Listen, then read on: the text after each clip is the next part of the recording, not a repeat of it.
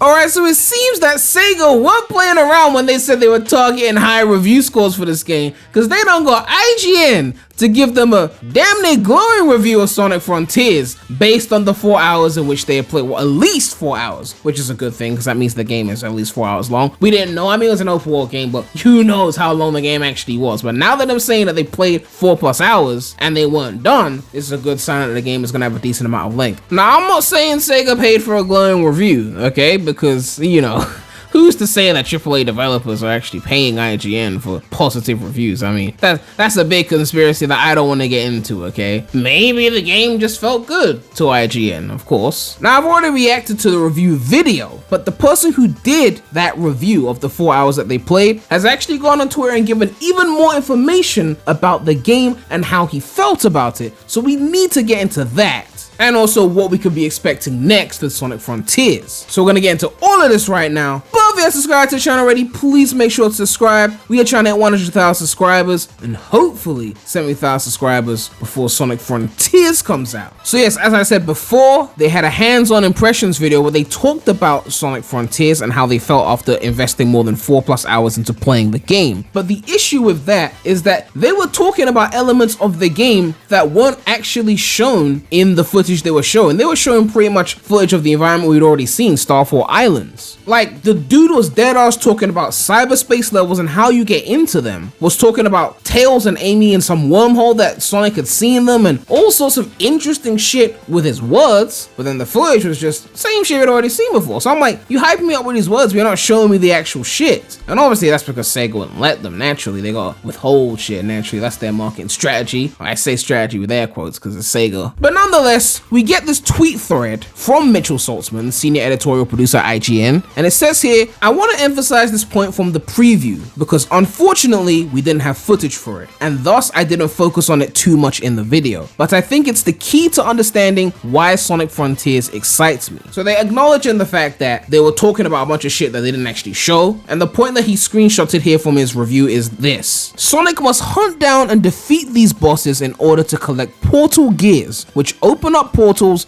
that lead to bite-sized linear stages done in the style of previous Sonic games, giving Sonic Frontiers a nice mix of both old and new styles. These classic levels each come with a handful of optional goals, like beating the level under a certain time, collecting all the red rings, and so on, with each goal rewarding you with a vault key, which are needed to unlock the coveted Chaos Emeralds. Now there's more tweets in this thread, but before we get to that, I want to mention something, because there was a leak that I covered a while back, and people have gone back and commented and said, this leak is turning out to be true. Now I'm not going to read through the whole leak again, but it basically said that there were 28 cyberspace levels, and you can watch the full video for the context. But given that there's 7 Chaos Emeralds and you have to do cyberspace levels to get Chaos Emeralds, but there's multiple missions and multiple vault keys required to get these Chaos Emeralds, that definitely means that if there were 28 cyberspace levels, that means you'd need 4 vault keys per emerald or something like that. Maybe do the level in a certain time and then get all the red rings or get you another vault key or something like that. It will be interesting to see how many there are. But the way that he referenced them as bite-sized linear stages gives off the impression that they are going to be like Force's length or even shorter, if that's even possible somehow, because it kind of reminds me of those little sections in Super Mario Odyssey. Like, you're playing in the open world and then you go into one of those little sections and you got like a little platforming challenge that you do, and if you know how to do it, it'll take you less than a minute, and then you get your moon and then you leave kind of thing. It's not going to be like a full-blown we're entering rooftop run, like 4 minutes of boosting. No, they're going to split that shit up. So 28 of those make sense, because like if they're like 1 minute each, if you boost through them, that's like 28 minutes of boosting, which is very believable for a game like this, given that they want to focus on the open world. But anyway, let's continue the thread from Mitchell Saltzman. It says, Sonic Frontiers isn't just open zone Sonic. It's a mix of what feels like a very experimental open world 3D high-speed action game and the traditional linear 3D Sonic levels. The flow of the game is basically explore open world, solve puzzles to open up map,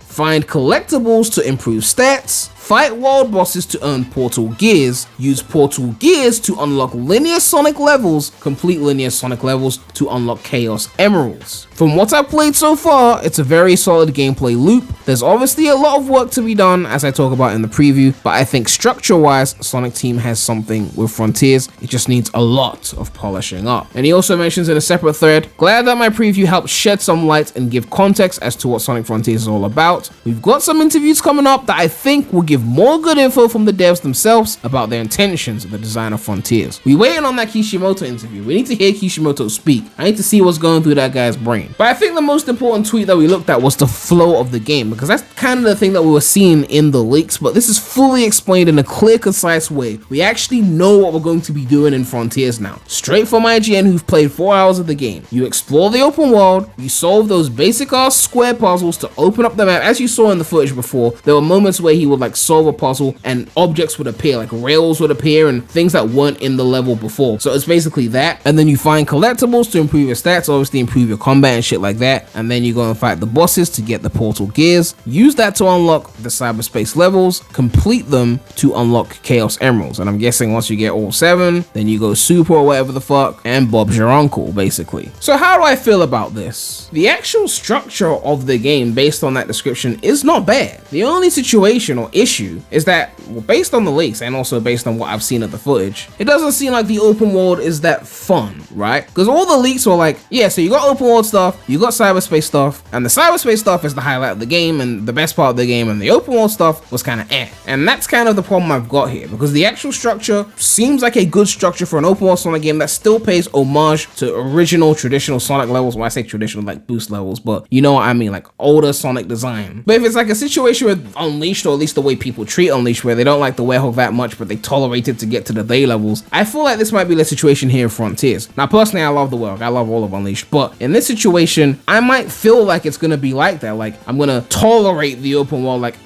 drudge through it just to get to the cyberspace levels and then play those. And then once I beat the game, just replay the cyberspace levels. Because again, as I've said before, like the open world is too automated, and as beautiful as it is, and trust me, IGN posted the screenshots. Some people posted them on Twitter, but Twitter compression is trash. I looked at the original screenshots on IGN's website, 4K, and I'm just like, my god, this game is beautiful. Like, graphically, no Sonic game is touching this. I don't care. No Sonic game is touching this graphically. But it's not enough if I can't enjoy moving around in the open world. If moving around the open world is just boosting around and absolutely no momentum, and as they said in the review, like bouncing from spring to rail like every 5 seconds, like then doing all those basic ass puzzles and running around the open world is gonna lose its appeal pretty quickly. If I can't dick around in the world, okay, like it's so important that you get the movement right when it comes to an open world game, and because that is missing, I do feel like it's gonna be a case of when is the next cyberspace level before I get engaged again. And even the cyberspace levels, I mean, I'm still expecting Forces-esque level design for them, which I'm not even gonna say that I hated the modern levels in Forces, because the modern levels in Forces were the highlight of the game,